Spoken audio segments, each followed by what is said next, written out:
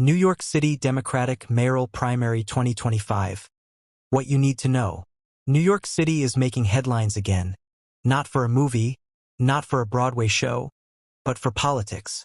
On June 24, 2025, the city held one of the most important steps in its political calendar, the Democratic mayoral primary election. And trust me, this one wasn't your typical predictable race. New York City elections are always a big deal. Why? Because this isn't just any city. It's America's largest, the economic engine of the country, and often a political trendsetter for the rest of the nation. Let's break it down. How does the election work? The city's election process kicks off with party primaries. And for New York, the Democratic primary is where the real battle often happens. Given that registered Democrats massively outnumber Republicans in the city, whoever wins the Democratic primary usually stands a strong chance of winning the mayor's office. This year, the primary used ranked choice voting. That means voters didn't just pick one candidate. They ranked up to 5 in order of preference. If no candidate gets over 50% of the first choice votes, the candidate with the least votes is eliminated, and their votes go to the next preference. This repeats until someone crosses that 50% line.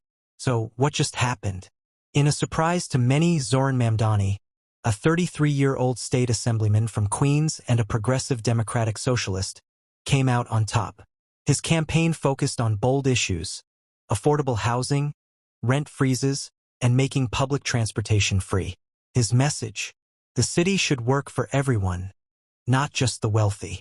Meanwhile, former Governor Andrew Cuomo, who once governed the entire state of New York, conceded the Democratic primary but announced he's not done yet. He plans to continue his run as an independent in the general election. Add to that Eric Adams, the current mayor, once a Democrat, now running as an independent, following controversies that pushed him out of the Democratic fold. And on the Republican side, Curtis Sliwa, the founder of the Guardian Angels, is stepping up again. He's known for his tough-on-crime platform and ran previously in 2021. What's next? The general election is set for November 4, 2025. Early voting begins from October 25th to November 2nd. Voters won't just be choosing among Democrats anymore. They'll be picking between a variety of candidates from different backgrounds and ideologies: Democrats, Republicans, and independents. Why does this matter, even beyond New York? New York's mayor doesn't just run a city, they manage a global capital.